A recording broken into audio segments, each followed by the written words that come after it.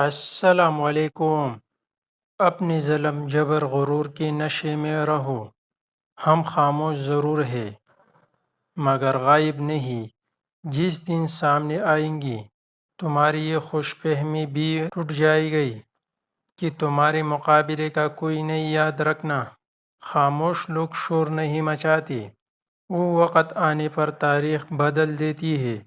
میرا انتظار کرنا، کیونکہ میرا جواب لفظوں سے نہیں میرے عمل سے ہوگا۔ اس دن نہ تمہارا غرور باقی رہے گا، نہ ظلم اور نہ تمہاری برتری کا وہم۔ انا للہ و انا الیہ راجعون۔